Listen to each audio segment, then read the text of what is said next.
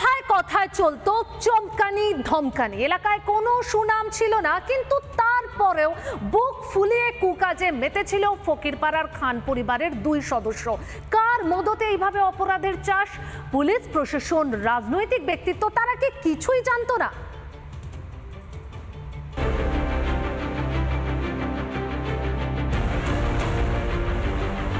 তলে তলে যে এত জল কাকপক্ষীও টের পায়নি।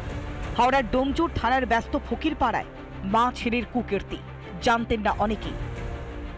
এবারে জিজ্ঞাসা করেছিলাম আমরা দেখাতে, ও বললো আমাদের বাড়ির কাজ করে, কাজের মেয়ে।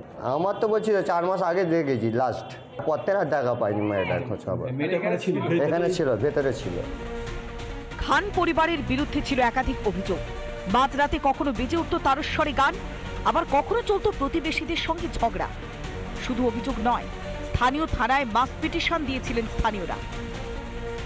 সবসময় ভয় দেখাতো, হ্যাঁ মারধর করতে আসতো, আর ভাড়াও দিত না। হ্যাঁ ভয় তো পেতে, ভয়ের জন্য পুলিশ আমাদের এসে কেস করতো, পুলিশ যে কোনো পুলিশকে ডাকতো, পুলিশ আসতো। প্রশাসন তার ব্যবস্থা নেবে, যেটা করতে হয় সেটা প্রশাসন করে দাঁড়িয়ে দিতে হবে।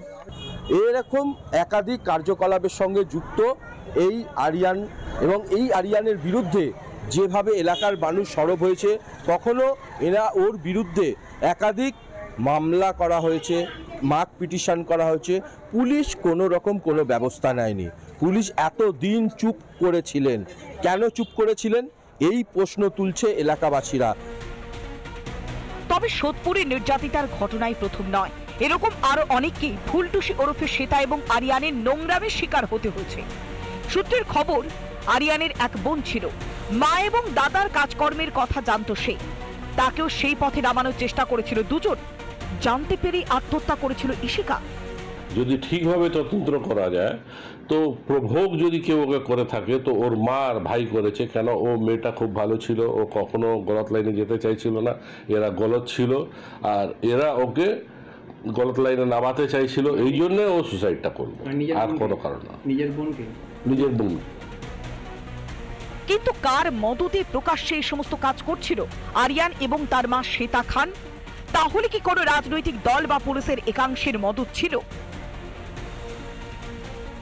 যুব সমাজ যদি জাগ্রত হয়, সেই যদি নেশা ভাঙ ছেড়ে, সেই যদি তার তৃতীয় নয়ন খুলে দেখে, সেই যদি বুঝতে শুরু করে, সেই যদি তার আসল নকলটা বুঝে যায়, তখন তো আর এই সরকার ক্ষমতায় থাকবে না।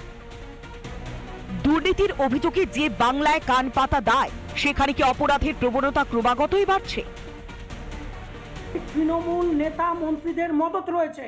আজকে এই তৃণমূল নেতা মন্ত্রীদের হাতে টাকা গুঁজে দিতে পারলে যে কোনো বেআইনি ব্যবসা, অনৈতিক ব্যবসা চালানো যায়। হাওড়া থেকে প্রসেনজিৎ অধিকারী রিপোর্ট, রিপাবলিক বাংলা।